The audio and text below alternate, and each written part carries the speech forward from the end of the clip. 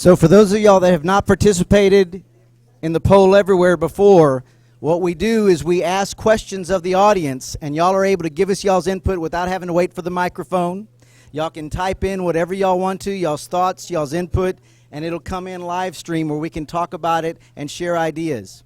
You're going to notice some signs on the side of the wall over here, some brainstorming rules. Y'all can start reviewing those.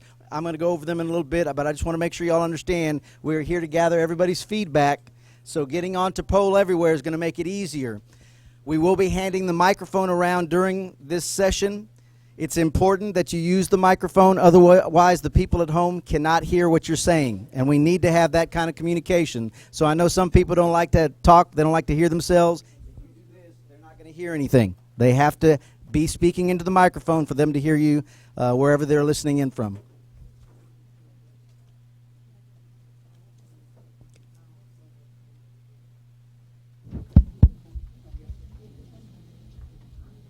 Good afternoon, everybody. Y'all excited? Oh, that's good. I'm glad. I'm glad you're excited. Thanks for being here. Ray Pizarro, Director for the Education Examination Division. As you know, we're all here to, what are we here for? Anyone? The new technical standards, which is now law, right? It went into effect. And we have to reduce the hours, right, from 15 to 1,000. So we're going to talk about that. But first, we have our fierce leader, and I know you see him and recognize him. We're going to have Mr. Brian Francis, Executive Director, TDLR, say a few words. Thank you. How's everyone doing? All right, okay. So we had a meeting this morning, and the barbers showed out, man. They were present. They were engaged. Their challenge is a little different. So in the meeting this morning for barbering, we talked about that they had nothing to do because their law didn't change. Their hours are not in the law. 1,500 hours are set by rule, so technically they don't have to do anything. But we said, hey, you probably need to think about doing something because if the hours are changed on cosmetology, which they will, that's going to have an impact on how you guys do business. So we had a great conversation this morning with them. I expect nothing less from you as well today. So here's the deal. Your challenge today, if you accept it and your president says that you have accepted the challenge, it's to help us. It's to help us figure it out. 1,000 hours, it's not a debate anymore, y'all. It's happening. Okay? So if you came in like, you know what, girl, I got my arguments ready. I'm going to get up to 1522. I'm going to jack it up. It's not happening. It's not happening. The conversation that we need to happen today is, so where do we put the emphasis on each of those hours? How do we allocate them for the maximum benefit for our students that are going through these courses? That's our focus today. We have 4 ideas that'll start the conversation, and literally you're looking at it and you're like, no, it doesn't need to be 400 hours on hairstyling and cutting. It needs to be 316 because we need to save some of those hours and put them over here in this section. Your job today is to help us figure out how those hours, those precious 1,000 hours, they're precious now. Everyone counts. Every hour should always have counted, but now we know it counts even more. So every hour has to count. Where do we place it? Where's the best place to place these hours that when that student leaves and they take the written and the practical examination, they leave, they're as good a student as they can be. You know, my team's always helping me become the very best executive director that I can be. Not the best executive director in the world, but just the best I can be in that moment. That's what you're here to do. Figure out how do we allocate, move those things around. The conversation again this morning was fantastic. I don't know if any of y'all are bored or nerds like me and listen to it, but I'm going to listen to it again this weekend. Maybe punish my 16-year-old, make her listen to it as well, because I think there's a lot in learning from this process. This is your government in action. Transparency is goofy, it's messy, it's kind of cluttered a little bit, but when people come like you have to be a part of the process, you make government work better than it can ever work. Imagine if we had this room and it was completely empty and we had to decide the hours. It wouldn't make sense. But now we have the experts that are present that are willing to give up their time to travel, to ride over here, to spend time with us, to say we want it to be the best. We want those hours to be the best that they can be in this process. So we're super grateful for you being here. Avail yourselves of this. I see some of the folks that were here this morning in the earlier conversations, and they gave up some of the middle seats. I appreciate that. I see you back there. That's good stuff. That's good stuff. So I'm going to turn it back over to the hands of the folks here. But thank y'all so much. We're grateful for your presence. And we expect you guys to be your normal wallflower, shy selves. Don't say anything because, the cosmetologists don't talk, right? We have plenty of microphones, so y'all make sure that you give us what we need, okay? Thank y'all again for being here. Appreciate it. Thank you, Brian. We have a few more seats on the second floor. If someone's going to be tired, standing room only, obviously in here. But if you wanted to sit down and watch the proceedings, we have a few more seats. If we have any volunteers, I'll have one of our staff take you up there if there's a few more seats of people that don't want to be standing through the presentation. Y'all are welcome to stay here, but I understand we're going to be here for a little while talking about this stuff. I'm going to go hang on the second floor, too. All right. Thank you, They sir. can bend my ear all the time. All right. You heard that our executive director is going to be in the second floor room. You got immediate access over there. Direct access. All right, let's go ahead and test the poll everywhere. Ms. Colleen, if you would do me the honors of bringing up the poll everywhere.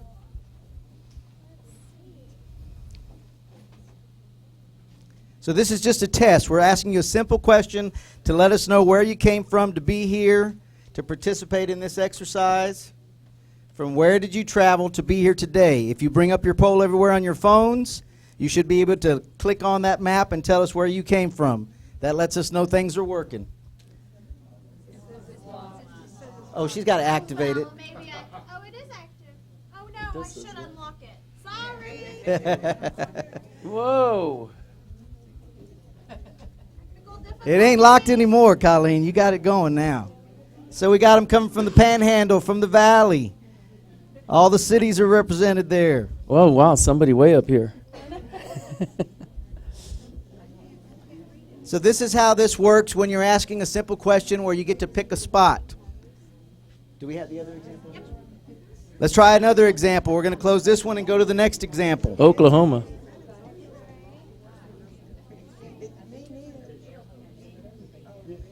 So how are you feeling today? As Brian said earlier, this is your government at work. We're public servants. This is something extra we're doing so that we can get y'all's Whoa. feedback.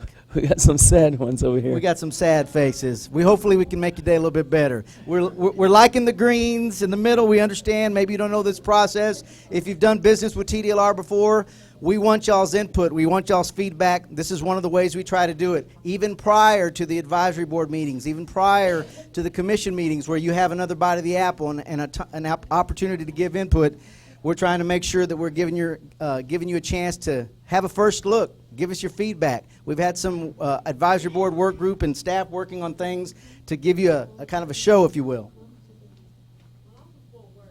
All the way from Fort Worth. You didn't get a chance to put it up there. All right, you've been recognized, Fort Worth. Shall we go to the overview? Let's go to the overview.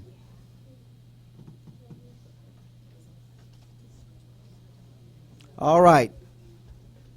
So TDLR does care about this process, about opening ourselves up to the public.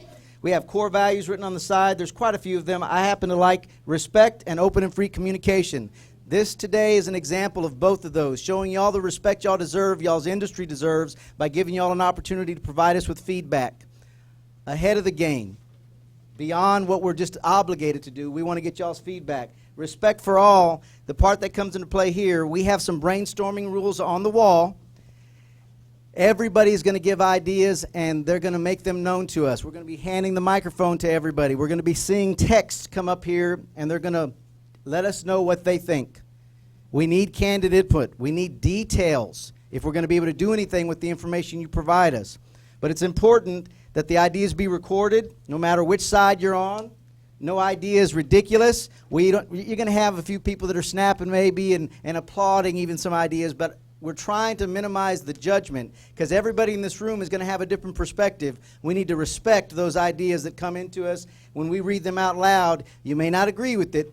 You have your chance to speak up and put your ideas up there as well. But we need to make sure that we're respecting everybody's ideas. No judgments, building on each other's ideas and generating as many ideas as possible. We do have a short time period to get all this input, and we're looking for a lot of detailed input. We're going to need some numbers from you guys. So y'all need to start looking at the paperwork in y'all's hands, start thinking about what we gave to you in handouts, and start thinking about, hey, does this make sense to me? Or if you have questions, go ahead and raise the questions early when we give you an opportunity so that everybody else gets to benefit from the questions. So you guys we've had this arranged marriage now for almost 15 years, right? We've been together. It's arranged marriage. Yeah, you guys know how it works. We're very open, TDLR, on the process. We want to hear from you. You're going to be seeing some, we call them models. Those models came from folks who were very aggressive, I guess is a good word. They wanted to be right in the input at the very beginning, and they were sending us their ideas. Here's what I think it should be. So we're going to share those models with you. It doesn't mean we came up with those. It doesn't mean that's what we want, one of those. It means we want to hear from you. There may be some models that you like more than the other. If that's the case, we'll talk about those. There may be some topics that you may say, oh, it should be 200 hours for hair cutting and 50 hours for manicurists. Whatever that may be, but as David was saying, we need those specifics, because what's going to end up happening is we're going to gather all of this information, everything that's on here, and we're going to get it back to the work group, and we're going to talk about it, the advisory board work group, and then we're going to put it out there again, and it's going to be in a rule format. And now you're all going to say, oh, there's my idea, and that's the one I wanted, and this is what I think the technical standard should be. I'm happy. I'm being proactive on that. I'm hoping it's going to be that easy, right? Unicorn and roses. It's going to be that easy. So that's where we want to be. This is a must do. This is not, oh, I don't know if we should do it. We got to get to the 1,000-hour standard requirement. Remember, and some of you already know this, Mary knows this. Mary actually has already changed her curriculum. So it's about you guys teaching, right? The standards, or what we're going to talk about, is just the minimum requirement that needs to be in our rules to guide you as instructors on how I'm going to build my curriculum, right? It's always been like that. So now we're going from 15 to 1,000, and you're going to have that window of building your curriculum from 0 to 1,000. And Mary said, I already got mine done. I don't even need to be here. So Ray, could we go ahead and recognize, if you could hand over your microphone? yes, and we're going to go over here. Thank you. We have our advisory board members here. I'm going to hand over the mic, and they're going to introduce themselves. I'm Sam Webb. Shelley Neff.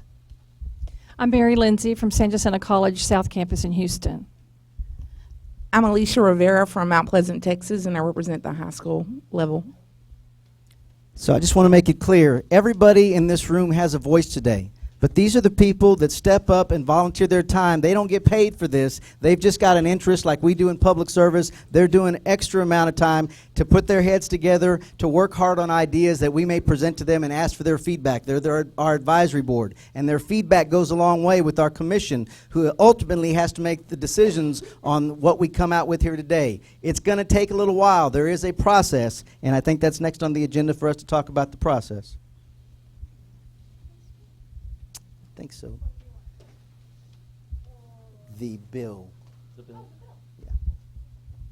Mr. Beverly? So, good afternoon. My name is Eric Beverly. I'm with TDLR, Government Relations. Thank you all for being here. It's really exciting to see everybody so interested in their profession, the future of the profession, and digging in and being present to be part of the change that's coming. So House Bill 2847 is the bill that changed the law that affects cosmetologists. Prior, under 3A, it was 1,500 hours of instruction, and now that's 1,000. So, unlike the barbers, as has been said, it's not a may change, it's a must change. And so, we really want your help to ensure that we continue to protect public health, safety, welfare, that we're doing all of the things that need to be done so that somebody's minimally competent and can serve the public. So this is an effort that started the session before. There was a bill that would have done a similar thing. It didn't pass, but it did pass this last session. Anything else on that, Colleen, that we should say? I think the main point is that law has passed, because we had a lot of questions in the first session, is why are we here?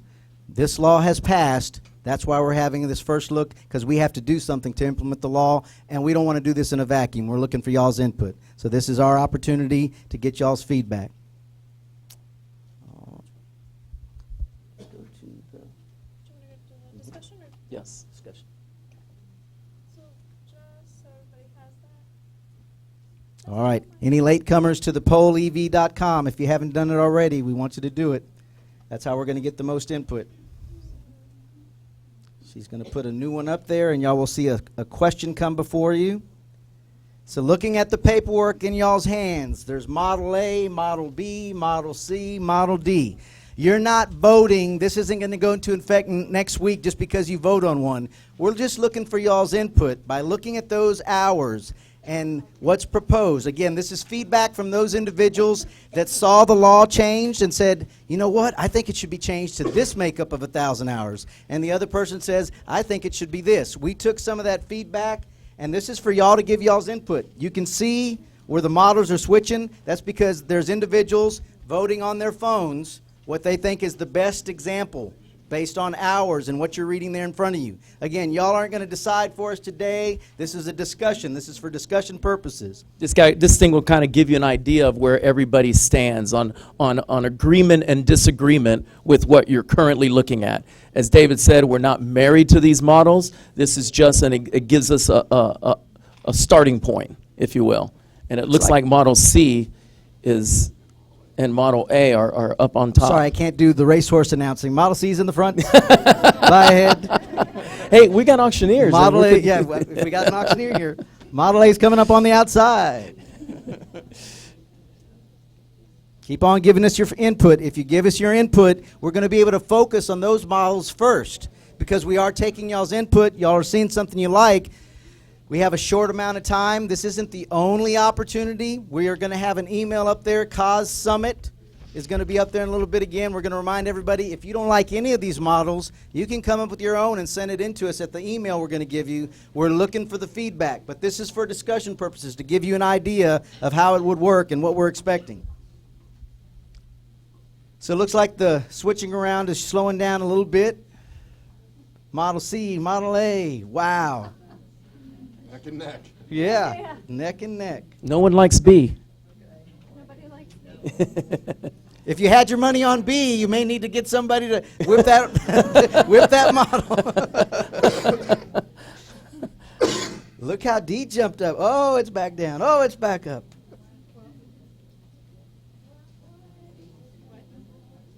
D and C. While y'all are resting, if you've made your decision, look at the breakup of hours. Look at how those are cut up, because the next few slides after this are going to be asking you, what do we need to do with these hours? Do we need to change them? Does there need to be a little bit more detail on a particular curriculum item? We need to get that level of detail in order to do anything, or get with our advisory board to get their input. Model D has moved up.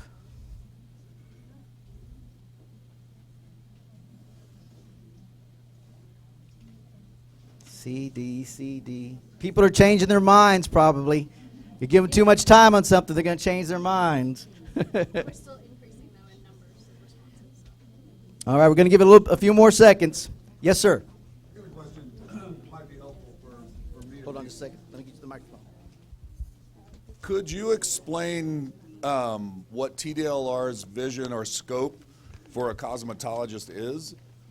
Because we're seeing hair shaping and stuff like that, but we've taken finger waves out, we've taken pin curls out, we've taken a lot of things out that traditionally were the foundations of hairdressing.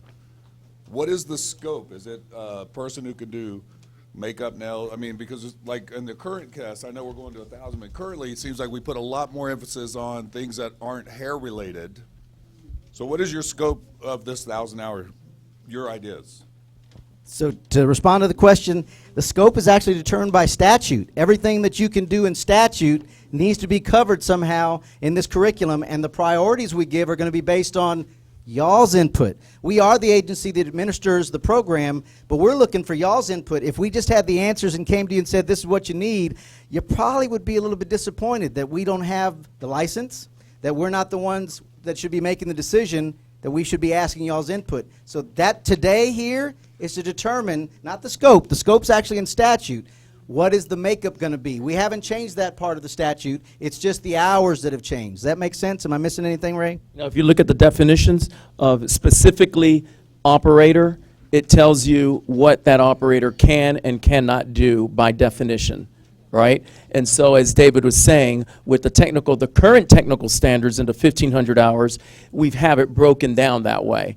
And those 1,500 hours, when it was created, way back whenever it was created, subject matter experts, your peers at the time, came up with that. Now here we are sitting again asking you, what do we do? Because as you can see, David and I, we're not hairstylists, right? We had no hair. I tried. I tried. So if you want me to put it together, I'll be happy to. I'm going to get it wrong. So that we want you guys to tell us, how do we make these distinctions? Is 245 hours in hairstyling, 25% in the Model D, for example, is that enough? Do we need more? Do we need less? How do we break this down? Think about how you teach your students today, and think about what are you going to do tomorrow, next month, 5 months, 8 months from now to modify your curriculum and still get the results you're wanting to get out of your students. How is that going to work? I don't know. Laura, you're the teacher. I don't know how many hours it's going to take. You're going to have to tell me, Ray, if I want to produce some good students, I'm going to need X amount of hours to dedicate in this. That's what we're asking. So we need those details so we can, if you just say, I don't like it, that's not going to give us enough detail to create and present to you a draft by rule. So I want to have enough information along with all of you guys to present that to you so you'll see it again in the rulemaking process. Couple of questions, and we'll get started. I just wanted to make a comment, Kim from Navarro College. When you guys are looking at this, and I think Ray even talked about it in the earlier meeting, it's if you get so detailed out, then you're really tied to that.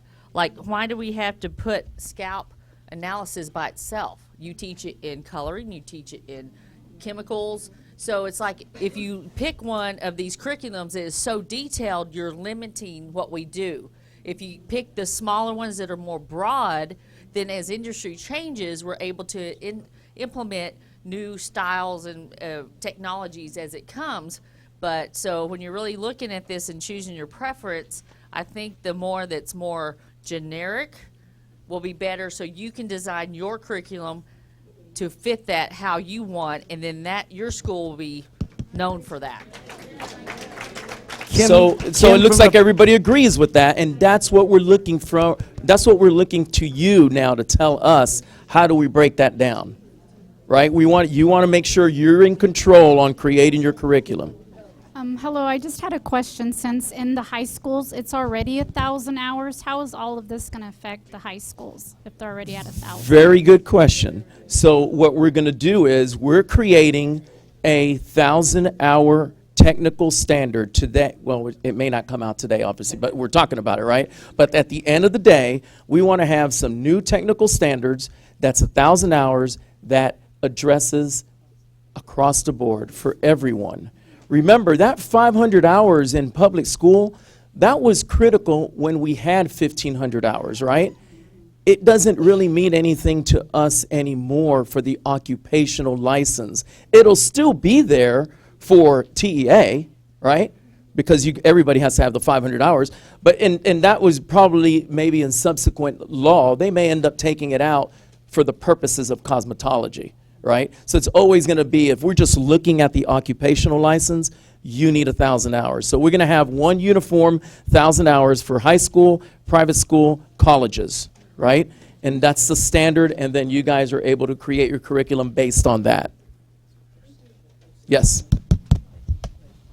My question may be answered in a few minutes, but when I look at these models and I see how little of time is given to skin care and nail care, I don't quite understand why would we even think about going that way when our license covers everything, and shouldn't we make sure they get enough education in every area instead of just making it really super heavy in one?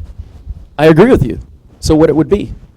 You tell us. It sounds like Right? I mean, flexibility put is it what in you there guys because, want. yeah, I mean, we need to know that. And you're absolutely right. I think all of you may agree that all of these, since you're agreeing with, let's just say Model D, all of you agree that those topics are on point.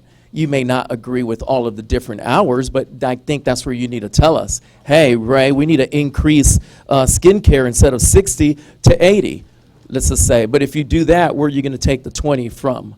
So we need to hear those details.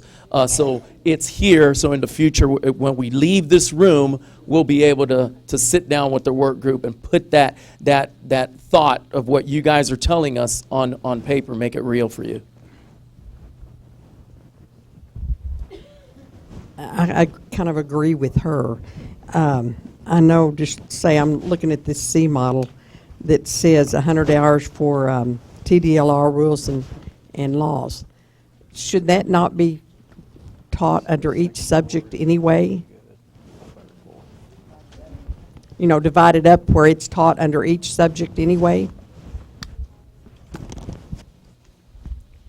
Again, I think we don't want to get into one model first. Just to answer your question, we want you to tell us how it needs to be. So based on the survey that we did earlier, y'all saw it going back and forth like a horse race. Model D was the top vote getter. So we want you to focus. I know you may like the other models. You may not have voted for D. That's okay. We're not making a decision. We're putting Model D up here to spur the conversation. It's got percentages listed out there, hours and percentages. We need to get y'all's feedback on if you think this is a good model, tell us why.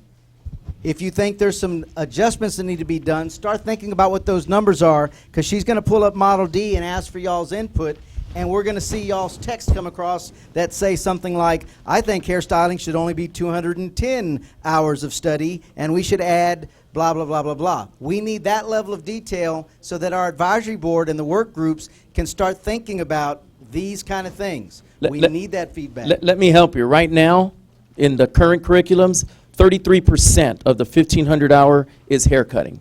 In the high school, is 40% is haircutting. That tells us that's the most important thing, is the haircutting part. So this Model D, it's showing haircutting at 25%. Is that good enough? Is that right? Think of those things. I'm not saying it has to be exactly like it was the same percentage for the other ones, but it's still showing that that is the highest percentage in Model D for all of the different topics. So what do we got here? We're starting to get our feedback. Raising nail. Reduce nail and increase facial, 30-70.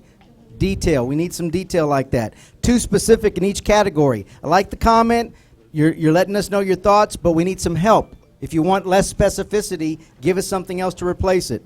This is far too specific. Gives schools no flexibility and is not adaptable to industry changes. Model D is too specific, does not leave room for changes. Not enough hours in nail procedures. Again, we're going to get difference of opinion. That's okay. We expected that. Not enough hours in nail procedures. Needs less nails and facial, more color and hair cutting. D is too detailed. I'll let you take this. So again, you have here, I didn't pick Model D. We understand that, but just you looking at D, what things would you change to make it your model? And give us some specifics. As you saw over here, good, you have 300 hours for hair cutting. If you were to choose D, you would rather see the hair cutting at 300. So where do we, where would we take away from? Agree, way too specific, too granular. I think hair and scalp should be already included on hair cutting and lightening. Again, we can group those. I think some of you all have mentioned grouping some of these together even more, so it's a bigger, a broader generic perspective on the standards, so that you're able to have some latitude when you develop your curriculum. Yeah, 300 on where?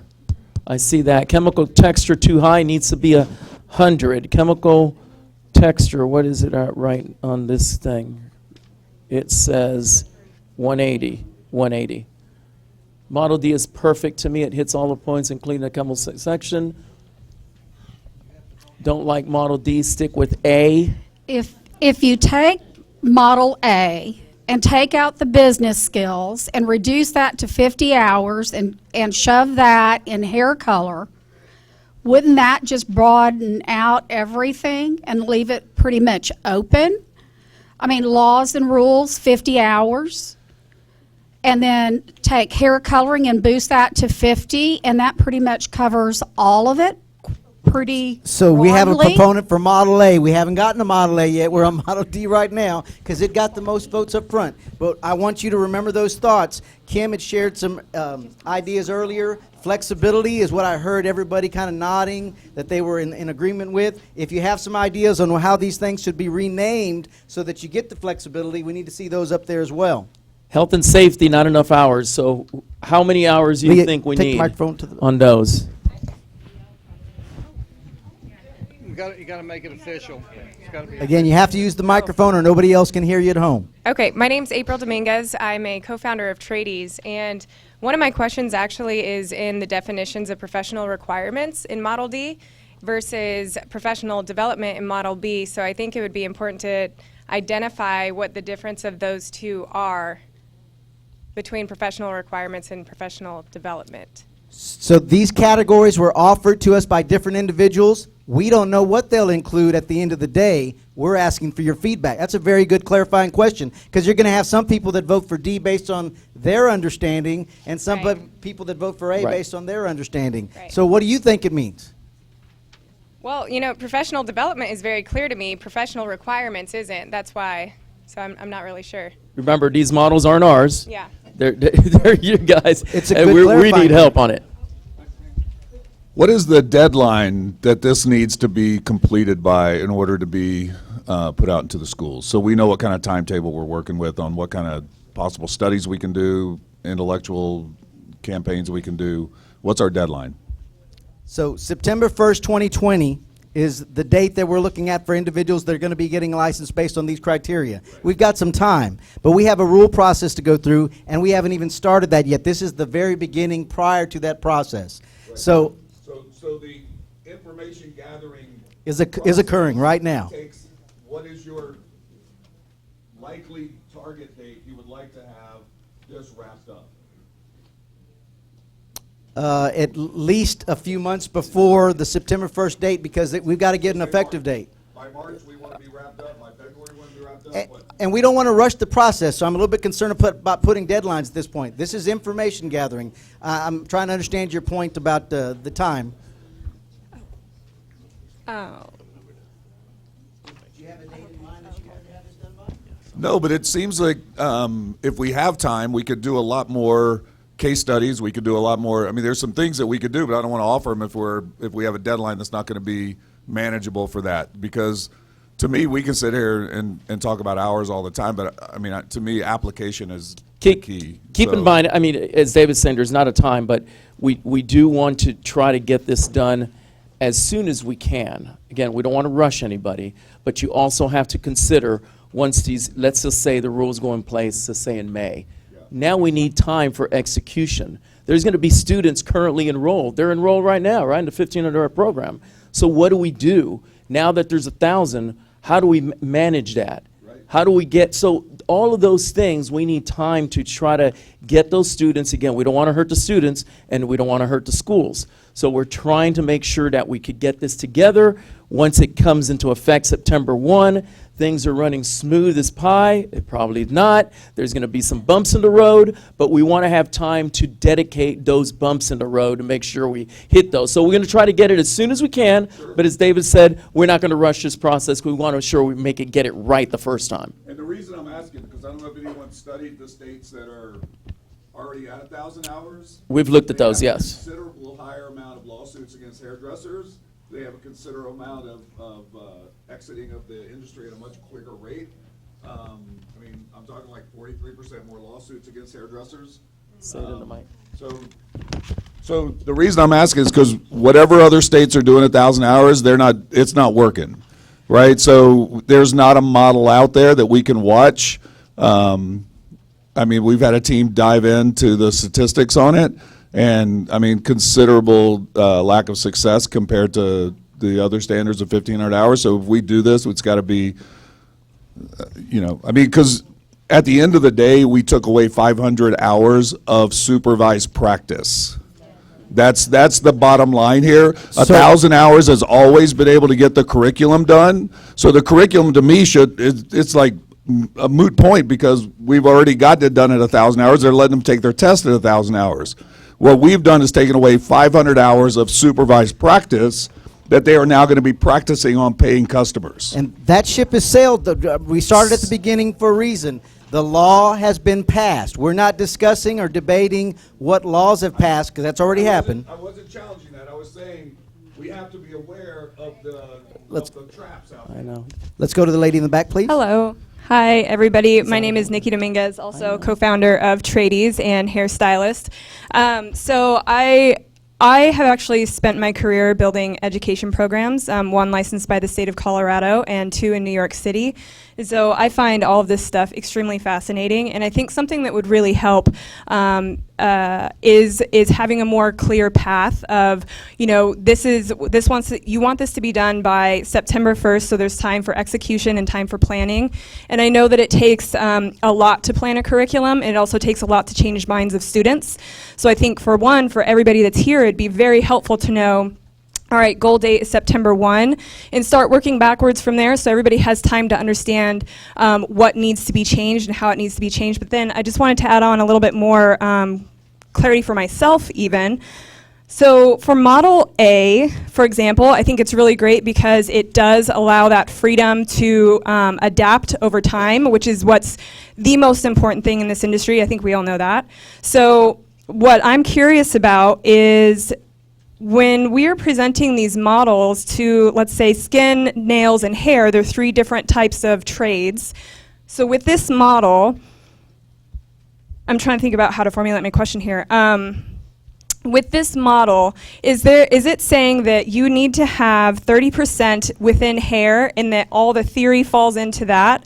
10% in skin and 10% in nails. And what I'm wondering is there a way to break it up so that you can have like an introductory period? Because I think a lot of students don't know what they want to do.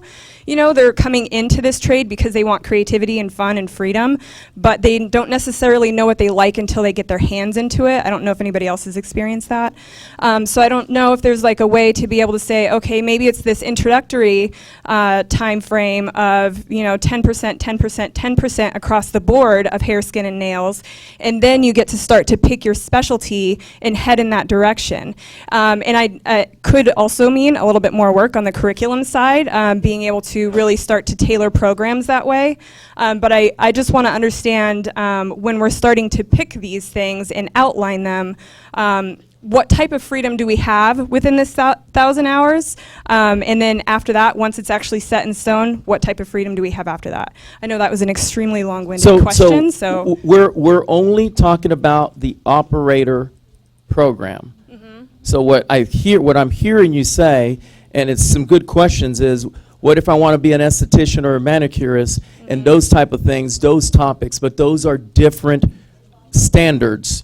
We're just talking to stick to this as an operator. What do I need to know? How much information or how much education do I need to have in skincare? How much education do I need to have in nail care as an operator? Now, I hear what you're saying, and you're talking about more of an endorsement type thing to understand where do I want to be. Maybe I don't want to do nail care, but I still need some related theory, and I can take all of these electives, if you will, that would apply to everything, but I want to specialize in hair cutting. But that's not what we're talking about. We're just talking about the actual standards for the operator program. And this is for full-on cosmetologists? For the operator, correct. Okay. I have more questions, but I'll keep listening. Okay. Thank you for limiting your time. So we're trying to get everybody in the room's input. I want you to remind you one thing. We're trying to direct the focus on the models we have up here so we can get the positive and the negative for the models that are up here. If we start talking about the other models while we have D up here, it's going to get confusing on the comments we receive. So focusing on D right now, and then we'll get to the other models as we can. Hi, Stephanie Lindsay from North Central Texas College in Gainesville. How many in here are actually college teachers? How many are high school? All right, so we don't have the luxury of waiting till August. our deans are breathing down our neck at the moment because we have to have our fall 20 scheduled to them November 1st. So the sooner we could do this, the better for a lot of people in here. I can't wait till August next year to decide what we're going to do, you know, because we're a year in advance. We feel you on that. That's why we decided we're going to open it up early. We're not even going to wait until the rules process. And I didn't want to dodge your question about what's the timeline, let's do studies. Our expectation is, you know what, studies would be nice, but they passed the law. Let's get with the industry. Let's move quickly to the things that are most important and see if we can't get y'all's feedback. Okay, All right, looking taken care at of. Hold on. I got it. Young lady, looking young at lady this back. Model D, I see safety and health only at 3%. And we know dealing with the skin, hair, and nails, safety and health comes first.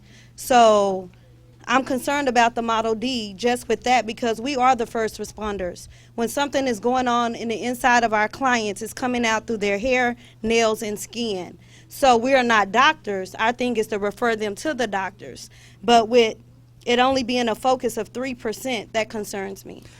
Very good point. Your point's well taken. So when we see comments, if you agree with the statement she just made, I would expect to see safety and health should be increased to more than 3%. I'd say 5%, and maybe even give us some criteria of what should be included. Those are the kind of things that we're looking for based on your feedback. We're building on each other's ideas. Who's next? Sonia Shumway, owner of Cut Artistry Institute. I think when we're looking at Model D, we all should, or even all the models, we should also think about things that are deregulated. So shampoo is like 30 hours. If you're going to include that in something else. But if you look at the shampooing area, it's 3% as well. So that's something to consider. What is deregulated when you're looking at these models? One more, and then we'll go on to the next slide. I wanted to reiterate the start date, like when we can implement our curriculums. You know, January seems like a great timeline for a lot of the people and work groups that I'm involved with, simply because students are signing contracts. They're going to sign a contract for a 1,500-hour course when they'll hit 1,000 hours September 1st. And then they're in a contract for 1,500 hours. You know, they're going to be upset by that. You know, really upset by that. So they need the opportunity to sign that contract and know that they're getting a 1,000-hour curriculum starting in January. They'll finish at the end of August, go take their test at 1,000 hours. So, I mean, that's something that really needs consideration as well. Thank you for those comments, ma'am. We had a comment up here, can schools offer courses past 1,000 hours? Remember, we are responsible for occupational licensing, and the minimum competency requirements is going to be 1,000 hours. It doesn't mean schools can't offer more. We had this conversation in the last session as well. You can offer additional hours, but they are going to be able to test at 1,000 hours. And we're trying to determine what our job is, what the expectations are for the agency is that we determine the minimum competency requirements for that license. Anything beyond that is what y'all decide as an industry y'all want to have as the criteria. These are important points. So we've got a lot of good feedback on D. I'm not seeing as much detail in numbers. I'm seeing I want more, I want less. Remember, our advisory board, they are some geniuses up here. They put a lot of extra time in work, and they've been in the industry for many years, but they want y'all's feedback, and they need some nitty-gritty. They need some numbers so they can have a little bit more guidance when they're making their recommendations. So some of you said we want to have this done by mid-March. Okay, that's good to know. Community colleges. Everybody has chance to put in their text. If you don't agree with March, let us know that January Yes. works better. I heard that from the back. Put it into your text. We need to see those up here. All right, Lee, go ahead. I had another question about all of these models. I know that they're taken away, and we said that's set in stone, the 500 hours. But is there apprentice hours for them to do under licensed professionals? Because they need that. And can that be added? There is no apprenticeship model. Apprenticeship could be through the legislature, but that's another 2 years from now. And everybody has that opportunity available to them if they avail themselves of their legislators, their representatives. There was a comment up here, just to answer it real quick. September 1. So whether we come up with the 1,000-hour requirement standards, January, February, March, or April, wherever it may be, No one can get a license by completing 1,000 hours in March or February. It has to be September 1, 2020. So whether the schools begin to teach 1,000 hours in February, let's say, that's great, but if they finish within 6 months and September 1 is not here, they're going to have to sit and wait until that time clock strikes midnight at September 1, 2020 to get the license. Okay, I want to know if I'm correct here. So you're saying that schools that the people that's concerned with getting enough education in each area, okay, you're saying that if they want to put more hours in their curriculum, they can. But this is the minimum requirement, right? That is correct. So that's for everybody in here that's saying it's not enough sanitation, it's not enough nails, it's not enough. You can put all the nails and all the sanitation and everything you want in your curriculum. This is the minimum requirement. At 900 hours, they'll test for the written early. If your school want to be elite and offer a 1,200-hour program, then do that. But they can go take their test at 1,000 by law. Okay? And I want to ask y'all a question. Is it retroactive? So there's a student in school already. He already got 500 hours. Let's just say he got, 500 hours, like somewhere around May or whatever. Let's just say he enrolled under 1,500 program, and come September, he'll be hitting on 900. Can he graduate at 1,000? Well, let's. I don't want to digress the meeting. Those are good questions. Let's continue with where the hours need to be. We can talk about those here. Because I'm not sure we're going to understand exactly the criteria, and everybody's going to have the same level of understanding of what you propose. So I asked her to bring up the COS Summit at tdlr.texas.gov. What I'm hearing from the audience is we've given you some ideas, and that's got y'all going all kinds of different directions. Your opportunity is the same for everybody else's opportunity. Let us know what you want. Don't just say, I don't like this. It's a bad idea. Tell us what you want. We need the detail. We're asking you, this is your opportunity. Put it in some numbers and send it to this email. If you're getting tired with your thumbs on your phone, I can appreciate that. Put it in an email. Put it in an attachment to COS Summit at TDLR. Tell us what your model is. We've got 4 models for you to look at, and we're going to try to get through them today. You may have a completely different model, and the advisory board is going to be able to look at the ones that came up to us and give their input. And we're going to have to make decisions based on that information. Yes, sir. How's it going? I'm Shane from T-Spot, Georgetown. A lot of things going on, it seems like, but my question kind of goes back to what you said before this young man started talking. Can we start that program now at 1,000 hours, even though we don't know the breakdown? You know, Model A gives us the most flexibility, like that young lady said up earlier, but can we start our programs at 1,000 hours? Because we have students that sign up every month. Or do we wait till September the 1st? And my August students had signed a 1,500-hour contract. You know, there's a lot of moving parts. Obviously, we don't know the answers, but some schools I see are advertising for 1,000-hour programs. Is that legal? Can we do that? And can we start our 1,000-hour program, say, in January? I'm not going to let you put me on the spot. But we don't have all the answers. That's why we're having a summit. There are things that you're going to come up with. But I'll tell you. But I'll tell you this. I'll tell you this. Just remember, we have to approve those curriculums, right? So they're going to have to be approved again. So the execution part, let's leave that. Let's table that, because that is a long discussion on how this is going to go. I want to stick to the points of, it still doesn't change the fact that we need to get to 1,000 hours. It still doesn't change the fact that we need to understand how many hours per category. I'd rather stick to that right now, and let's worry about the execution later. Duly noted, all those questions we're asking ourselves, understood, but I don't want to give any hopes or misinformation or wrong guidance to send to the world, and then we're not on the same page. So let's not go there right now. So you'll notice we have Model A up here, which was number 2 in the initial survey that we did. Model A had the next highest votes. Let's focus on Model A. What's positive, what's negative? If you would change anything about it, we need y'all's feedback up there on Model A. I just want to say, you really couldn't do this till April. Hold on a second. Hold on a second. Right? Hold on a second.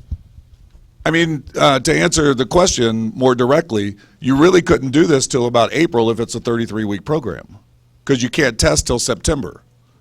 So 1,000 hours, if you back it up 1,000 hours, that would be when you could start your 1,000 hours so that they could officially test, right? So that would be the direct answer is March, April would be the soonest you could start teaching it if you want to test them in September if you're a 30-hour-week school. So you've heard this gentleman's input. I'm not going to claim to have the answers on this. We're trying to gather this input. It is logical. You're using the logic the way you do your business, but everybody in this room has their perspective, and they've got colleges, high schools, and everybody else as an individual has their opinion as well. So that's what we're trying to make sure we're gathering everybody's input. I do appreciate your comments, though, sir. Everybody's going to be able to look at it a little bit different. They're going to read something different in the words. I'm liking what I'm seeing. Model A is well balanced.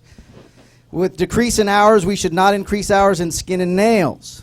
The best model that we were given, again, these are people's opinions. You may not agree. You can wait for your model to come up so you can give your thumbs up. Or if you have some constructive criticism, like haircutting styling theory, it should be 400. Yeah, so if haircutting go up to 400, will you move, let's say, the business down to 50 and the nail to 50 or the skin to 50 or change chemical texture to you see what I'm getting at? So if you have those comments, let's throw them in there.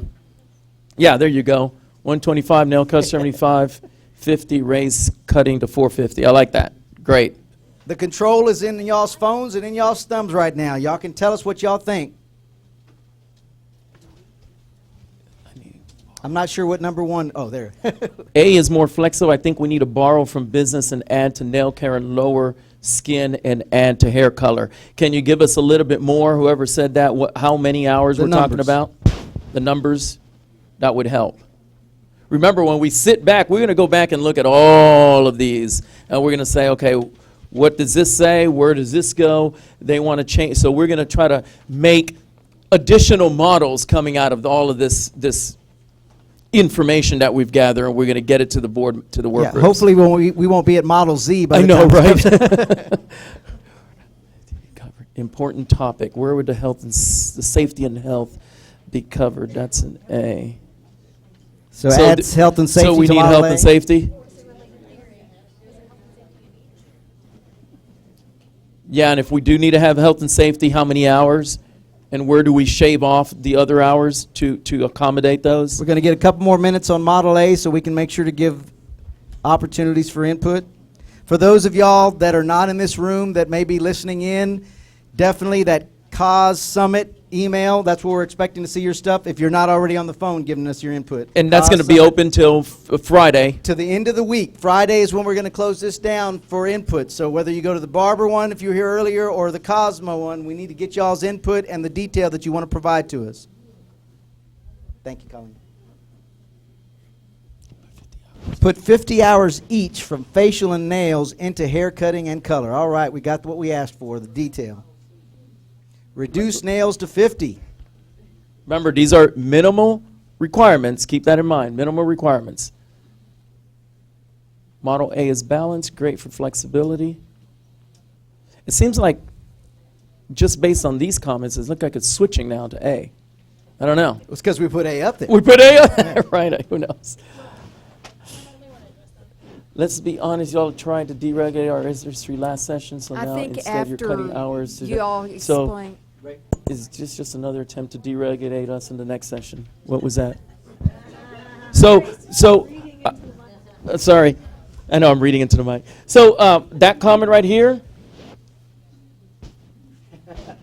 we didn't do this, right? This passed by law. The legislature changed the law, not TDLR. Right? We're the ones who have to implement whatever passes, whatever they do. That's why we're here. Now they've passed it. TDLR, you need to change your rules that you have because we've passed the law and it needs to be implemented. Here we are. Now we have to sit down and make those changes. So this is not us. This is not TDLR trying to deregulate. This is not TDLR having an opinion about one way or another. it is what it is, and those numbers came to where if they would have raised it to 2,000, guess what? We'd be having the same conversation here. Where are we going to put ours, right? To your comment about how everybody seems to be liking A, I think if the lady over there with the long, beautiful red hair would have said what she said before everybody voted, you might have had a different outcome.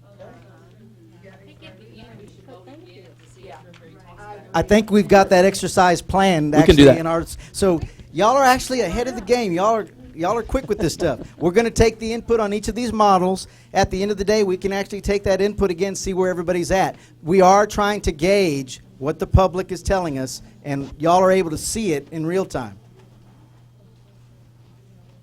So fair point to bring up. Give a couple more seconds to get y'all's input on Model A.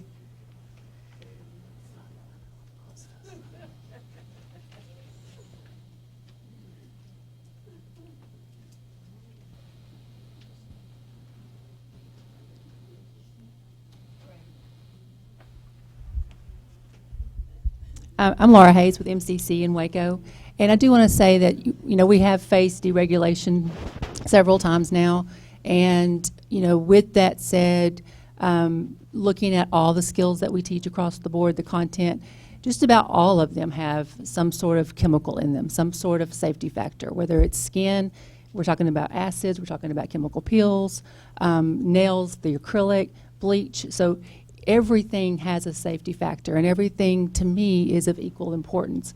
And we are giving that candidate a license to go out there and do it all.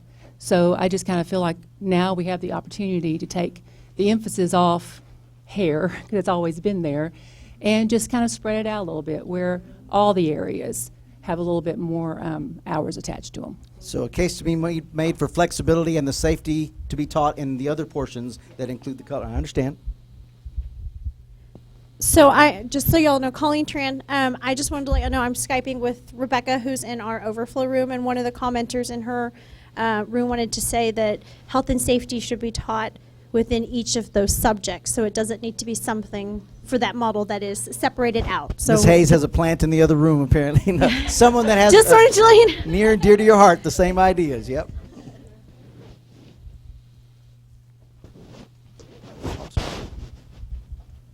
So, quick thing to consider. I know, that was a great idea on keeping things broad or kind of like open for schools. If it's going to be the minimum of hours, Model 8 is great because it allows us to generate a curriculum, not only for the ones that have a set date for November, which is a week from now. They can set a minimum standard curriculum within this specific subjects. Now, the other thing to consider is this. With this model, or this new model that's being considered, be also shown to PSI in order for the subjects that have to be, on the tests or so.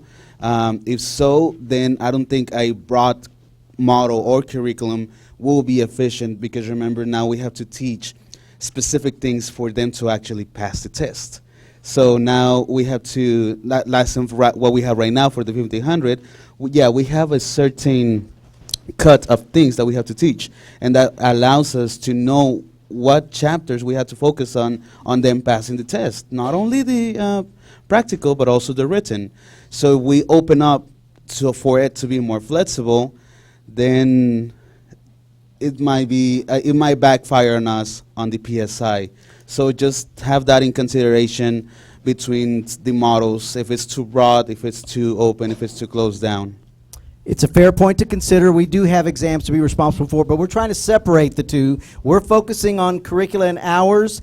PSI is going to do their job, and the psychometrics will be done once we get the curricula established, and there would be some changes and edits, but that candidate information bulletin that we've got out there right now, it would just be amended to match whatever we come up with for the 1,000 hours. So we will be thinking about those things. Like I said, we're trying to focus on the meat and potatoes right now, is what do we need to be thinking about in order to make this work with 1,000 hours?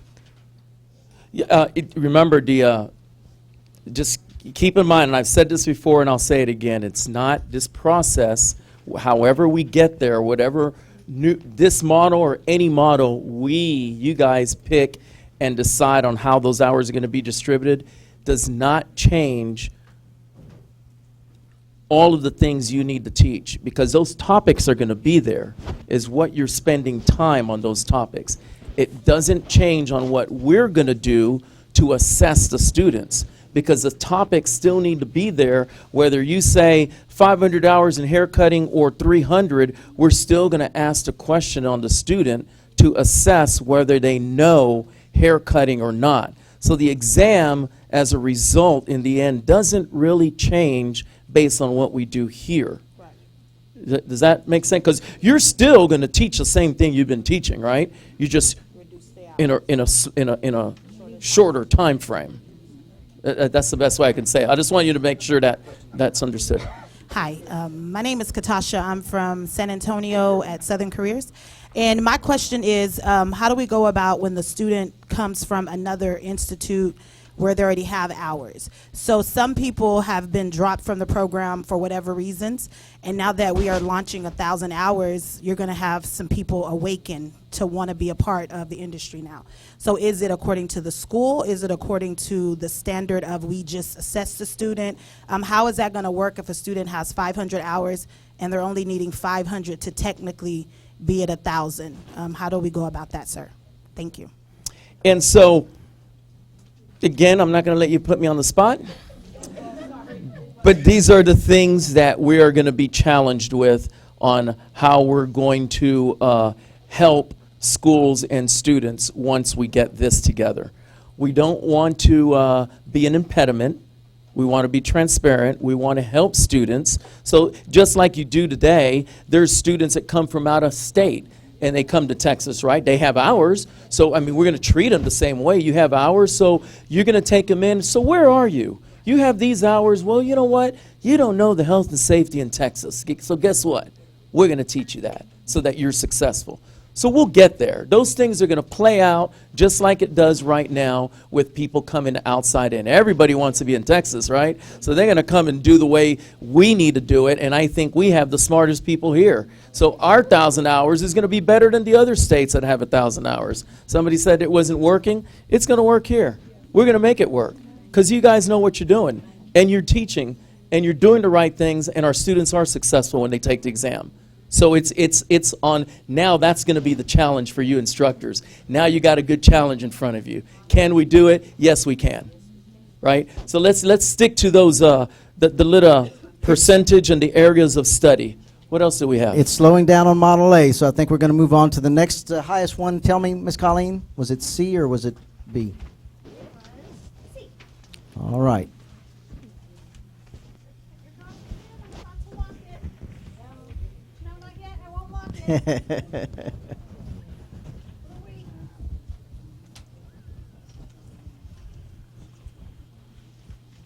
Y'all can be looking at Model C right now. That's going to be the next one in line.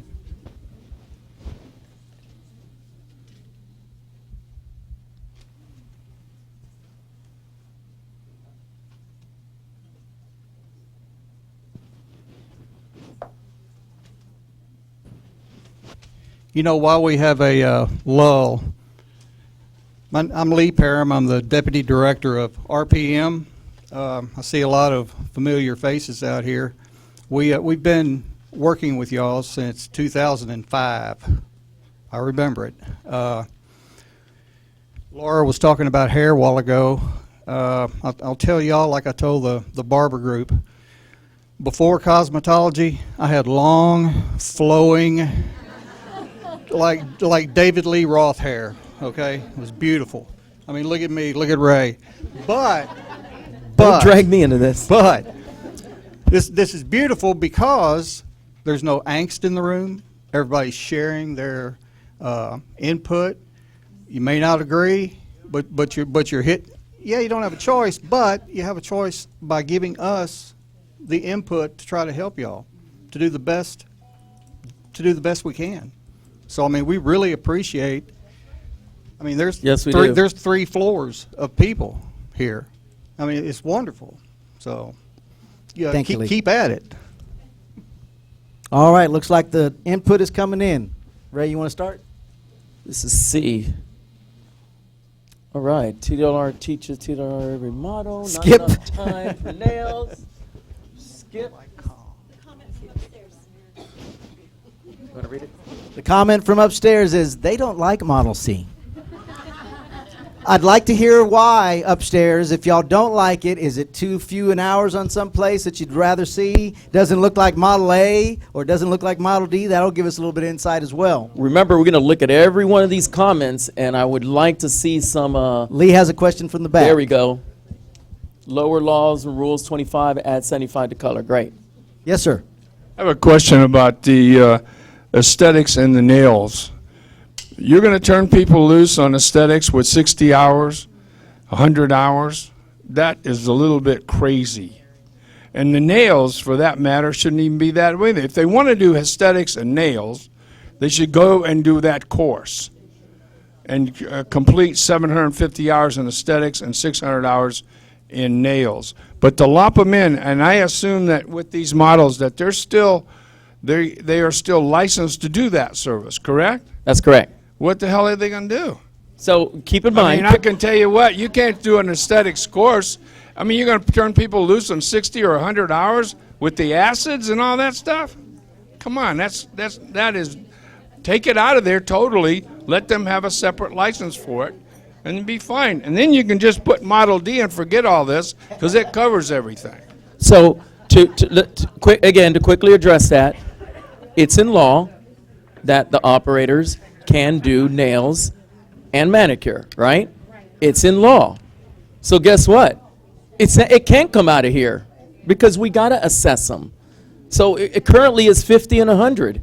I'm sure a lot of you may agree, well, it needs more hours. Well, okay, but that will probably need a legislative change. If you guys don't want it to be included in the operator license, then we need a change to say, let's take it out to address what the gentleman is saying here, and then we can do that and force them to go to another license type. But for now, they can. And for now, we need to reduce it to 1,000, and for now, they'll be able to do nails and manicure.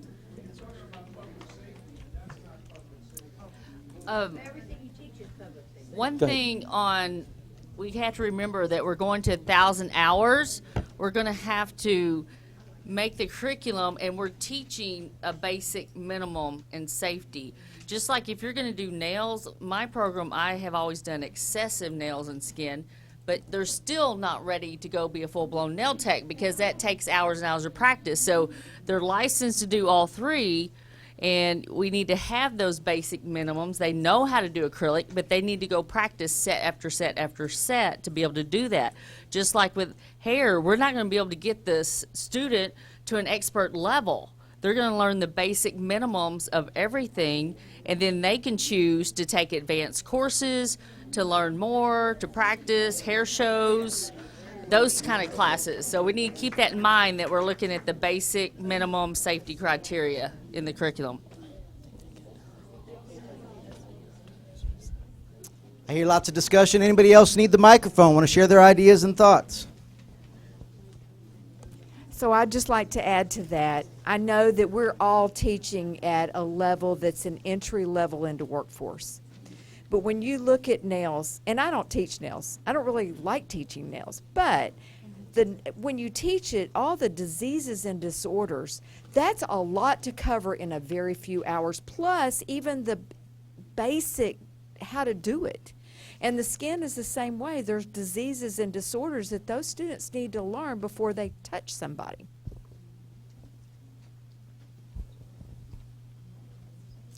Aesthetic 75, nail 75, styling 100, and hair cutting without the G. Haircut, they're from Texas, 400. Take hair cutting down by 50 and add 50 to professional ethics. Model C is flexible. I like. Thumbs up. I like the 5 subjects. Look at that. Good feedback. Yeah, the level of detail on this one right here. Let's see if I can get it to pop up. We only need 5 subjects: cutting 450, color 450, nails 25, skin 25, and laws 50. And I suspect the safety aspects would be incorporated into each one of those sections, is what I've heard from the other ones. We're on Model C right now. Very vague. I do like the TDLR laws, but we can add that to a Model A in only 50 hours. So they're giving us more detail. This is good.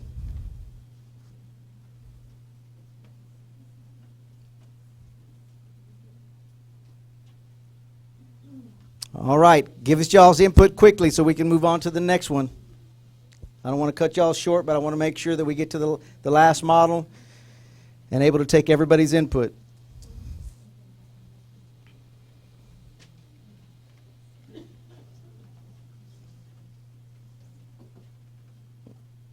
Try and get it smaller again. I think they read it better that way, but there you go. Excuse me, sir. Yes, ma'am. Can you go back to what the one person had put under the model through the hours? Scroll up for me just a little bit. Which one? You liked the we only need 5 subjects, cutting 450, color 450, nails 25, skin 25, laws 50. Is that the one you were talking about? Yeah. Okay.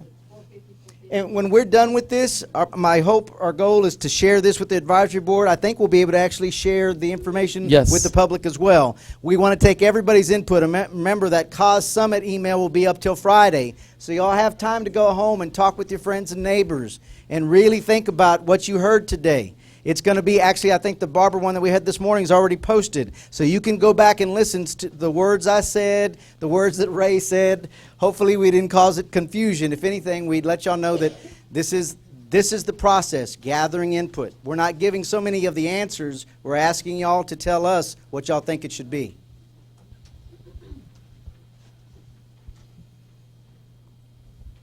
Yes, ma'am. I'm just reading. So the room upstairs would like to see an apprentice after hours taken for support and will keep interaction with schools and shops. Thank you, upstairs.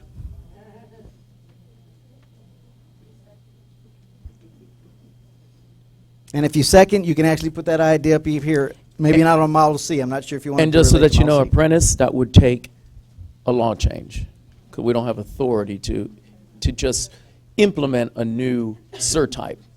You know, it's just like saying we can't do an operator C because it doesn't exist. It's just an operator license. So I'm seeing a lot of comments that all models, including C, need to cover the basics. We think we know what the basics are, but so did these people, and each one of them is a little bit different. If you tell us you want the basics covered, list them. Tell us what that is so that we're not confused.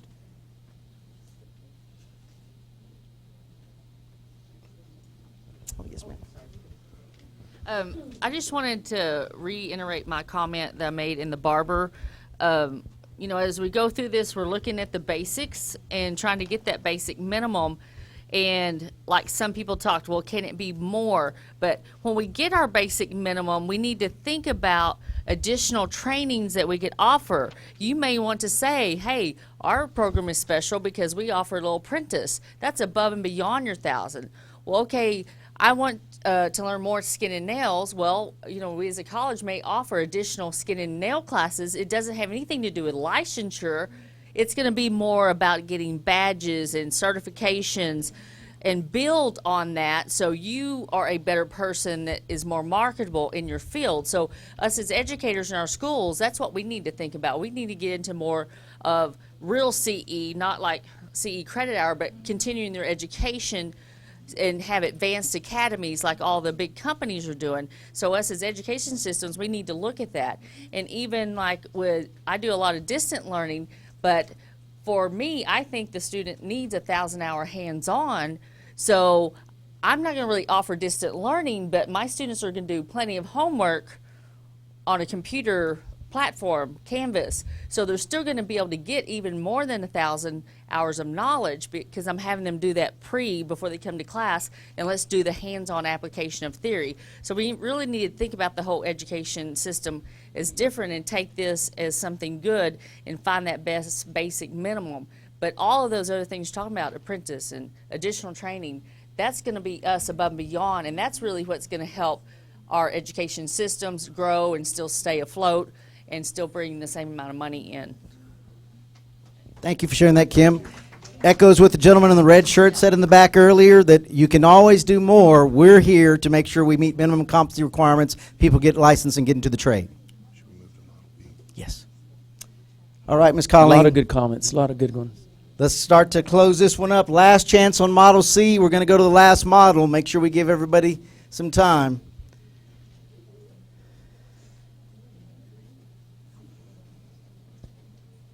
So any thoughts on Model B? You can start typing them in.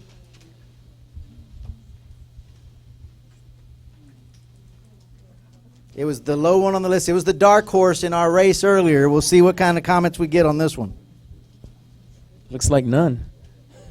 They're working on it. They're working. Absolutely not. So we got an absolutely not. Don't like it. Too specific. Let's keep it constructive now.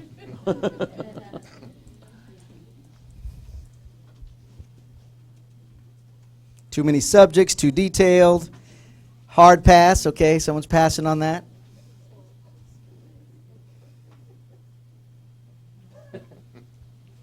So while we're listening to what they have to say about Model B, everything should be turning in y'all's heads now. The comments that were shared by all your peers in this room. Y'all should be thinking about, if I was put in a room with the advisory board work group and we had to come up with something by January or March or whatever deadline we end up having to have in order to make sure it all goes smoothly and everything's implemented in accordance with statute, what would you put down? Which one of these would you start with and start crossing through and saying, I think this one needs to say 50 hours and this one needs to say 100 hours, because eventually our advisory board work group's going to be doing exactly that. And remember, they're all volunteers. They represent y'all's industry. They do a phenomenal job. We put them to work. They're not coasting when they come up here. They got a lot of work to do, so we appreciate their efforts, but they really need y'all's help. Y'all's input is valid, and I know they'd appreciate it. So think about this. When y'all go home and y'all want to send a little bit more feedback, make sure to go to that CAUSE Summit.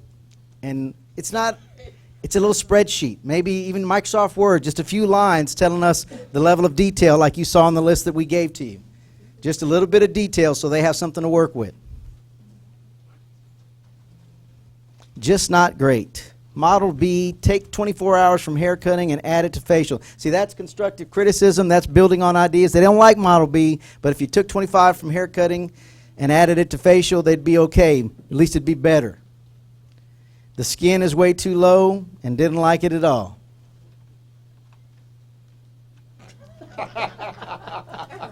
Thank you. Okay, take away the phone from Ray. Yeah, Ray, I think Ray, we should all agree that we love our host today and advisory board. Thanks. Somebody's got an E, but what do these mean? Hold on, we got a comment here. Sam Webb, I do have one question about. Oh yeah, Model E. There's it says 450, 450, 25, 25, and 50, but it doesn't specify what those hours are in. I suspect they were related to the one from the previous one, C. My question, this is Sam Webb, is do eyelash extensions count in this? Because I don't see any instructional hours for that. Because with aesthetics, if you do the aesthetics program, you're licensed for eyelash extensions. It counts here as well. The skin interest. So you would be licensed to do eyelash extensions. Do we have anything in the curriculum here for that? Oh, that's part of the skincare. Okay. Fair question. And everybody thinks they know what they're talking about and they're on the same page until you start talking about the details. That's why it is important to get y'all in the same room, because somebody can say hair coloring and everybody has a different perspective on what that involves and what should be in the curricula to make that happen. So this is the detail we need. Which one you reading? Hair cutting, styling, 400, hair color 250, orientation rules, etc. at 50, chemical texture and cold wave combined at 125, shampoo and hair and scalp added to the haircut and styling, and professional development cut and mani 75, facial 50. That's the kind of detail that our advisory board and we need if we're going to do something with this.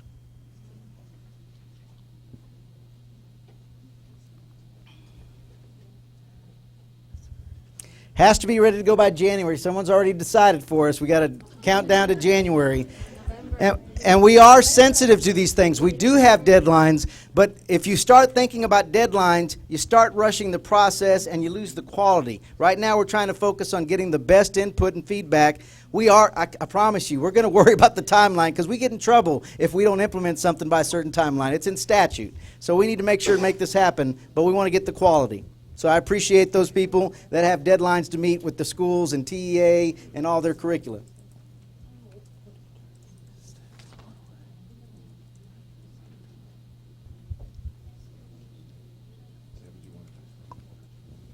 Yeah. Couple more minutes. Did we have one more slide?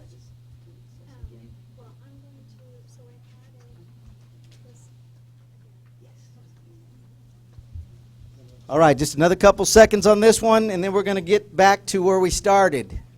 Going to do full circle. What does they say on final answer? Final answer, lock it in.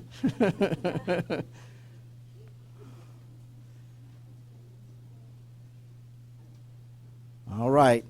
Great feedback. All right, let's go ahead and lock this one down. We're going to move on. We asked you the question earlier before we started. We're asking it again, and I'm really curious. Man, we should have taken odds on where we're going to be at. I'm sorry. I need to get there. Sorry. It's okay. It's okay. Model D. Give us just a second. There we go. So this is a new asking you guys again. The lady I think had brought up, what if you'd asked this question before, now that you've seen all the models we had examples of, which one is the front runner? You have a chance to vote again.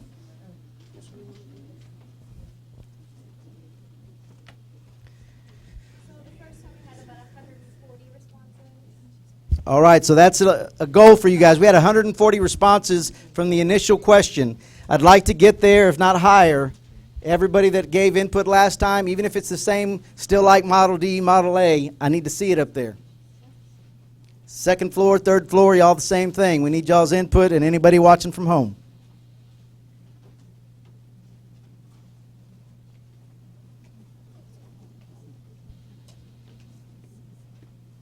Oh, excuse me.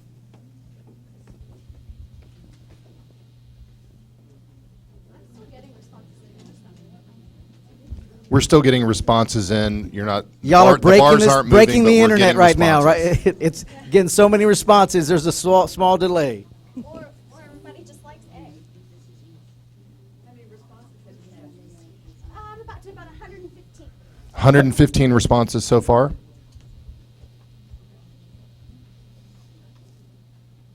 Oh, almost. A's in the front right now. I heard a lot of people liking C and B. This is your chance to give y'all's input. So just looking at the trend, how we're going, even if none of these models make it to the final chapter, if you will, if something new evolves, I think where we would see that we're on the same page, all of you all, is that you want something that's condensed. You don't want to be so detailed like the other ones. It seems like you want to have it condensed, which gives the school latitude on building their curriculum, which is what it looks like what you want.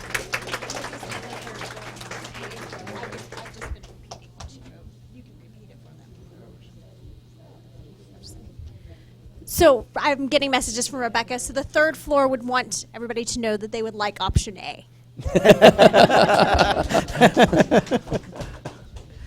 They don't get any extra votes. They got to chime in like everybody else. Third floor. The whole room. I think there's about 24 seats up there, so y'all can see what the crowd up there. And you know, you can get into groupthink. If you got everybody thinking the same way, you might go down a path by having this diverse crowd, this group with everybody representing their own interest. We're hoping to get the varied opinions and make sure to incorporate them. As Ray said it earlier, we may not end up with A, C, D, or B as the final. It's what we had here today for y'all to look at. When it goes back to the advisory board, they may tweak just a little bit based on y'all's input. Someone may have sent us a model E, F, G, and H that we're going to be looking at to make sure we're incorporating y'all's thoughts and input, and it's going to come back to the advisory board for votes and opinions and the public, and hopefully we get y'all's numbers like we have today for input. This is what we would expect from y'all's industry. Y'all are very vocal, and y'all are involved, and this is the kind of engagement we would expect. Yes, Ms. Kim. I just have a question for the educators in here, because, you know, I'm kind of between A and C. But I think, what do y'all think of chemical texture? Does it really need to be 200?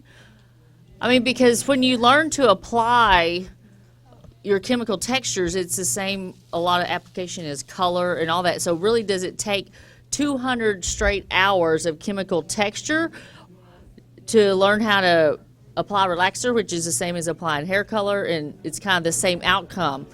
So, but anyway, I just wanted to throw that out. So I'm curious. So everybody thinks chemical texture should stay 200? Okay, just checking. Got some questions. So while Ray's bringing that around, I just want to let you know that the reason the third floor is telling me what they want is because some of their phones have died. So we'll put the email address back up so they will have the option to use the email, and we have that open till Friday. So don't worry. We got it. Who has a mic? Go ahead. I just wanted to respond to what she was asking about the chemical textures. It's not necessarily the application. Our students are very hands-on, so they pick up on that quickly. It is the theory behind it that they move really slowly on. Okay, we got a question over here. Hi, I'm Cherie from Arlington, Texas, and to piggyback on what you're saying, now I'm a nail stylist, so don't shoot me down or whatever, but if you're going to take any points away from the chemical service, you can add 50 take 50 from that, 50 and or 100 from that, and add 50 to nails and skin, because like they're dealing with chemicals and stuff. Everything is a chemical that you're adding to the anatomy of the body with the acrylic applications and gels. I was just going to comment also on hers. Janet Coates with Clarendon College. That the chemicals, and she's right also. If we were going to take away from something, I know hair cutting's big for everybody, but hair cutting doesn't have all the memory that you have to remember as far as chemicals and stuff. So I would say, you know, we're voicing way too many. I'm a cutter, so I'm not trying to take away from anybody. Remember, we regulate safety and sanitation. So if somebody calls us and says, I got a bad haircut, we're going to tell them, you might want to go somewhere else, right? Because it's a safety and sanitation thing. The bad haircuts is not our oversight, right? Our oversight is safety and sanitation to that person sitting in the chair. I just have a quick comment as well, Alicia Rivera. And I know that I'm just going to piggyback off of what the young lady said right here is that chemical texturizing is not just chemical relaxing. You have perming, you have chemical relaxing, you have curl reformation, and now we also have all the new straightening techniques and stuff out as well. So when you look at that as an overall, we really need to think about health and safety when we're conducting all those services. So I feel like it would be very plausible to keep it or even go more in depth there. I feel like this comment is a little behind, but the third floor is clapping for something. But I'm sorry, I didn't get the comment out soon enough. I apologize. So what we're asking for right now is your final thoughts. We still have the microphones available. I want to make sure that y'all's feelings. Ray's tie is better than Model B. Ray, please stop texting.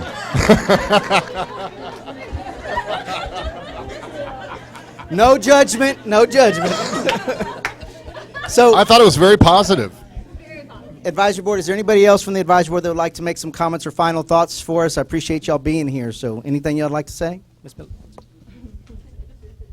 My name's Mary Lindsay, and I just want to thank TDLR for taking the time with us today. I think it was so important to get all these thoughts out from everyone from across the state of Texas. And we appreciate the time that you spent to have this day for us and bring us all to the table so we can make some decisions. Just to piggyback off of Mary Lindsay, I just want to appreciate all of you for being here as well today and representing our industry, because it takes us as a whole to be able to come together and make these changes, and we do appreciate you being here as well. Thank you. Yes, sir. Thanks. And I just want to say, if this doesn't work to your expectations, I invite all of you to get more involved with your legislator. I spent days in the last 4 sessions at the Capitol, and it's time you got to take off, and it's time you got to give, meeting with everyone. And we've been able to defeat, even this year, we defeated our House Bill 2244, and had it not been written on a bill that had nothing to do with cosmetology, we would have beat them again this year. So I'm going to invite each of you to, document what's happening at 1,000 hours. If your kids aren't ready, whatever it is. I mean, we're going to embrace this because we have to, and then that's cool. But the only discussion in here is that, well, we need more of this, we need more of that, because 1,000 hours isn't enough to teach them to the level we need to teach them. And I think we can all agree on that. And we're the ones who should have been the vote, not the legislators. And so I just invite you, get involved, come down, be at the Capitol next year. The plumbers on the 12th hour stormed the Capitol, and Governor Abbott refused to sign the bill because of their appearance and their show up. We could have, done the same thing. So I think we got to get active. Let your legislators know how this is working for you, because it can only be a 2-year thing if we want it to be. We've got a comment or a question over here. Yes, I have a question. I know you said earlier you didn't know for sure, Ray. Is this if the student is enrolled before September 1 with 1,500 hours, will they still have to have the 1,500 hours? I mean, at September 1, they can't drop out in July and come back in September and take 1,000 hours. They can. You need to relook at this. This is going to leave a lot of schools empty. Okay, so because these students are going to want to drop out, and they are under a 15-hour contract with the schools. But TDLR says they can go ahead and take the exam at 1,000 hours. Okay, so great questions as usual. I guarantee you there will be 1,556 different ways that this thing's going to go down. When I gave the notice that said, we're going to waive the continuing education requirements for those folks harmed by Harvey, I had people who were not licensed 10 years ago saying, can I get the waiver? When I said we're going to waive the late fee for people who are harmed by Harvey, I had people who were living in Dallas, not in the Houston area, whose license had been expired for 6 years, that said, can I come back? I promise you, we know we're going to get all of the weird stuff. Today was about hours. I promise you, we're going to spend every hour trying to figure out, okay, let's anticipate the 1,567th weird thing that's going to happen. But we know it's going to happen because we know that's how people are wired. Unfortunately, we live in a society where people are like, how can I beat the game? How can I beat the hustle? We're going to try to cut them off as many hustle points, but we're going to miss it. Some people are going to get over. Some people, y'all know it. Some people are going to get over in the process. But don't think that we haven't been thinking about that since 2847 was signed. We've been thinking about that. We're like, okay, but the first thing we got to do is, how do we get these hours in order? And then we got to get our licensing system up in place. And how do we approve the courses? And all those questions that were wonderful, saying, hey, what are you going to do here? I'm like, man, we're still right here. But yeah, we're thinking about it. My team's thinking about that. We've dealt with these type of transitions before in other programs. And yes, everybody comes out of the woodwork, their grandmas, their mamas. Please, my baby has the scissors, and she had it for 1,002 hours. Can she get it? Is it in the same bucket, ma'am? No, but she looks nice. I don't know. So we're going to do that, and we'll have 1,000 FAQs out there to assist you in guiding you to where you can control some of the students and say, you're leaving, but at your own risk. And some of those students are going to hustle and they're going to get out. Some of your students, I understand, students, I am talking to you right now. We've heard that there were people dropping out of school on August 31st because they don't understand how the law works. I'm like, you can't until September 1, 2020. What you gonna do? You just gonna sit there and wait for it to come? We can't legislate stupid. So we're gonna do our best.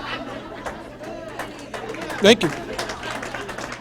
We're gonna do our best to make it work as well as it can, and we are anticipating those weird moments that will come up. But that's not my closing comments. I still get to say something else. I actually don't have a question, but I was kind of piggybacking the comment about contacting your legislator. But one thing is that Texas doesn't have an association for hairstylists and the beauty industry, and we desperately need it so that I'm going to leave I'm in the back here, but I'm going to leave my binder. If you want to write your name down, it's going to be my goal for the next year, is to start an association. Membership will be low. We just need to get the numbers, and we need representation, I think. So.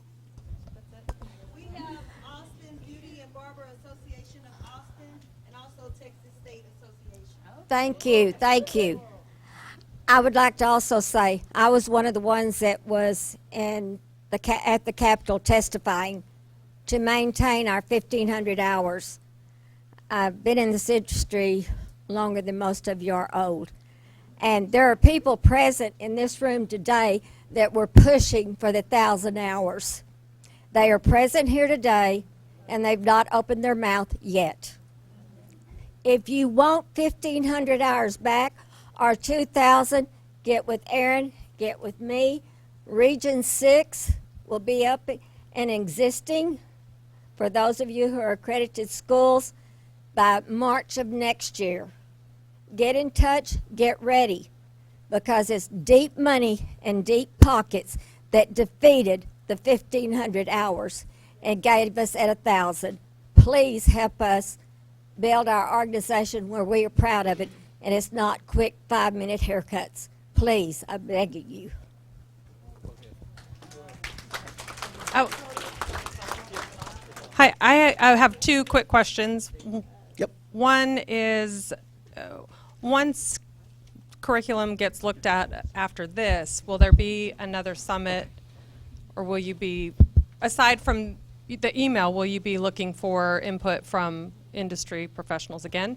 So yeah, this is the start of the process. We're gathering the input. It will go to our advisory board. A work group is going to be working on these things. Before we can move forward with rules, it has to go to the public for comments. So as long as y'all stay engaged, as long as y'all are signed up to our listserver, when we post our rules for public comment, once again, we need y'all's input. It's not going to be set up with the crowdsourcing. This is real emails on rules, and we'll have language out there for y'all to look at. So the answer is yes. We're going to be looking for more input. And as far as that email goes, can we anticipate responses, or is that really just a collection? We are required to address the comments that we receive that are on point. Sometimes we'll get comments from all over the place that are just commentary, but if they address the rules, we're required to respond. I don't know if you want to. So the emails that come into this cause bar is a collection. That's going to be a different process. So once the rules go out for public comment to the Texas Register, there will be an official response to those comments that come in. So there are going to be, you're gonna have to comment a lot. So it'll be expected that there will be multiple times you'll have to provide input. Okay, and then So this process is to collect enough information to draft those rules, right? And to start that process. Once it becomes draft, it's what Colleen is saying, then that draft will be put out there, Texas Register, public comment, and then you can comment on those. Okay. Then my other question, it was brought up earlier and sort of dodged a little bit, but is there any consideration about or to allow early implementation? That schools can start offering a 1,000-hour program once the curriculum is approved? So again, thinking about all the things that you have been thinking about, we're going to go through the process, go to the advisory board, 30-day public comment period, come back to the advisory board, then it gets to our commission. We're looking at maybe a January meeting for the commission to approve it, and we're looking for an expedited approval process of February. However, we've heard what y'all said, that it needs to be done sooner, and we'll look at that. We'll go back and see if it's possible, but we have to do some of the things because we're going to have students that are currently in the system that are enrolled in your schools that are 1,500 hours, and then there's going to be students that are enrolled at 1,000 hours. We want to make sure our system is smart on both those and says, oh, you're at the 1,000-hour course. Now you get the 1,000-hour license, and you get the 1,500-hour license. So we're looking at all the programming that goes with it. But yes, today we heard you say sooner than later, and we're going to move for that. Ma'am in the back who said something about a binder. Okay, so somebody is watching at home just to show you that this does work, and this person at home wants to know how they sign your binder. So is there some info that you can provide them to? Oh, this one? Oh, I wrote Yes, on the that's her board, email. guys. How did I do that? That's her email. Sorry. So whoever's watching at home, this is the email. Thanks, Ray. That's impressive. Oh. It's smaller. Oh, wait, what? Oh, All right, it's right here. let's keep moving. Okay. But here's the email if you need it at home. Got a couple more comments, then we're going to close things out. We got your final thoughts up on the board. Yes, sir. Gentleman in red. How you doing? I just want to address the idea about students that being in school prior to the 1,000 hours taking place next September. I just feel like if everything is retroactive, it eliminates all that whole discussion about that. If every student that's enrolled, whether they pre-enrolled before September or not, automatically become under the $1,000 rule. I'm skipping 1,000 hour rule. Got money on my mind, yeah. I'm supposed to be at work. But, because it won't hurt for it to be retroactive because the students that are already in school, they're already taking a more dominant course. They already have more hours in every area already. They still got to do the other 8. So they're not losing. Nobody's getting over. Thank you for sharing your thoughts. We got a couple more in the back, or are we done? All right. Oh, I'm so sorry. Even though we're trying to definitely make this earlier, is there any way that there's a chance it could be later? Just like our practical kept being postponed and postponed and postponed? No? Yeah, go ahead. Sorry. So, but, I mean, this September is definite. Yes, 2020. yes. Statutory September 1 applications received on or after. That cannot change. So yes, statute dictates that date. Can someone answer this? What about the crossover to barbering? Will crossover change to 500 hours? No, it will not. Statute still says 300. Unless y'all have a legislator that's going to make some kind of special session come up and it's going to get done in the next couple weeks, the answer is next legislative session would be the earliest you could discuss any of those things. One more. Hi. Hello. Hi, my name is Anna. I'm from T-Spa, Dallas. There are already schools that are advertising a 1,000-hour program. Is that appropriate? And We'll get a notice out. We'll get a notice out to the schools and saying, "What you advertising? Y'all know ain't nothing exists yet." So we'll talk to them. We'll make sure that they are educated and informed about that. Thank you for that information. All right, so I just want to say ahead of time, all right, thank you for y'all's participation. This stuff doesn't work without y'all's input. So a round of applause for everybody here and at home. Amazing feedback. This is what we envisioned, but it doesn't work without y'all showing up for the party. So thank y'all very much for being here. Don't forget the Cause Summit email, good up until Friday. So if you have more detail, make sure to share it with us. And closing thoughts by my boss. All right, so real quickly before you leave, number one, thank you so much for being a part of this process. We've never had this much attendance at any meeting. I thought the barbers were going to dominate y'all. But the cosmetologist has on 3 floors, so that's fantastic. The poll everywhere technology, I think that allows for more comments to come. It allows for documentation of it. This is your information, so we're going to publish that on our webpage. So if you missed something earlier and you're like, oh, I want to see what the barber said too, you're going to have that data and you're going to be able to look at it. It belongs to you, so that's important to know that part of the process. Also, one thing to keep in mind, as you are going along and you're saying, oh my gosh, we should have put those 2 hours over there and moved the 1 hour up here. Send that to us via email. But TDLR is also undergoing the sunset review process. So it's an opportunity for you to take an even deeper dive, not just on curriculum, but just on who we are as an agency, what your statute says. So if you go to our main webpage, you'll see that it says sunset review, they want your opinions. So you can go in and say, you know what, I think it should be 500 hours. I don't like the fact that it's a 300-hour crossover.